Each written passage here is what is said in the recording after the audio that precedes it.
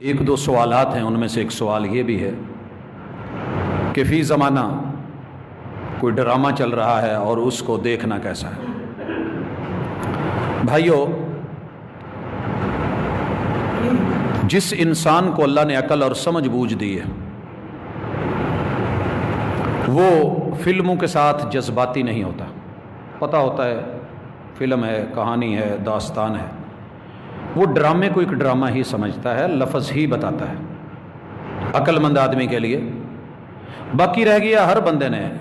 کوئی دین کے فتوے سے رکنے والے لوگ نہیں ہیں، مرضیاں کرتے ہیں سب اپنی، لیکن ہر بندہ اپنا اپنا بیچ میں سے مقصد نکال لیتا ہے اور بات مولوی پہ، مسجد پہ، قرآن پہ ڈال دیتا ہے۔ بھائیو یاد رکھیے، فلم ہو یا ڈرامہ ہو، کوئی سیریل ہو یا کوئی گیم ہو، اس میں مثبت پہلو بھی ہوتے ہیں، منفی بھی ہوتے ہیں، لیکن دیکھنے والے کی اپنی اپنی نظر ہوتی ہے۔ ہم ایسی چیزیں اس لیے نہیں دیکھتے کہ اللہ کا شکر ہے جو اس میں بیان کیا گیا ہے وہ صدیوں پہلے ہمارے اسلاف کو بھی پتہ تھا، وہ ہماری تاریخ کا حصہ ہے اگر وہ تاریخی ہے، اگر وہ حاضر سے ہے تو کتاب اللہ نے بتا دیا، اگر مستقبل سے ہے تو رسول اللہ صلی اللہ علیہ وسلم نے اس کی پیشین گوئی کی ہوئی ہے۔ دین سے باہر ایسا کچھ نہیں ہے، سب موجود ہے۔ اہل علم، اہل دل، اہل نظر، اہل فکر، ان کو اللہ تعالیٰ نے یہ بصیرت عطا کی ہوتی ہے، ان کے پاس یہ موجود ہوتا ہے۔ باقی رہ گیا کہ لوگ اس کو کس کیٹیگری میں لاتے ہیں۔ اب اگر تو آپ جذبات اور جہاد اور اپنی جو ہے وہ سیرت اور اپنے پیچھے تاریخ کے حوالے سے دیکھنا چاہتے ہیں تو یہ اس کے مد مقابل کچھ بھی نہیں ہے، یعنی 100 کا ایک حصہ بھی نہیں ہے۔ اس سے بڑھ کر کے رسول صلی اللہ علیہ وسلم کے پہ اترنے والے قرآن میں آیات موجود ہیں جو آپ کو جہاد پر، غیرت پر، اسلام اس کی تاریخ پر، یوم بدر پر اور اصحاب پر، اللہ کی مدد اور نصرت پر، مسلمانوں کی غیرت، یقین اور اتقان پر، رسول صلی اللہ علیہ وسلم کی احادیث کے چیپٹر بھرے پڑے ہیں،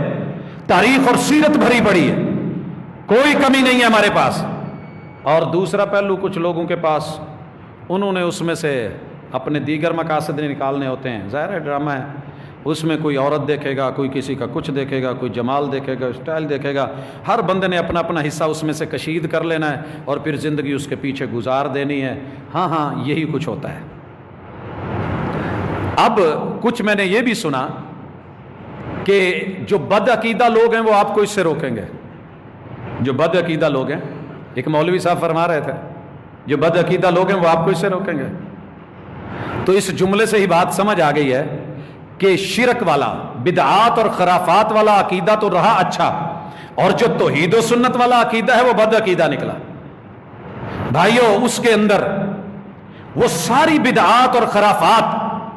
جو میرے محبوب نے، اہل بیت رسول نے، اصحاب رسول نے پوری زندگی جن کا خاتمہ کرنے میں سینکڑوں شہادتیں پیش کی تھی، وہ اس ڈرامے میں موجود ہے۔ ترکی سے آیا ہے، ہم اس اسٹیٹ کو جانتے ہیں، اس سلطنت کو بڑا پرانا جانتے ہیں، کوئی نئی چیز نہیں ہے۔ بدعات اور خرافات کا پلندہ اور بیت اللہ کے ساتھ، اس کے حجر اسود کے ساتھ کھیلنا کہیں اور سے نہیں آیا، یہیں سے ہی تھا۔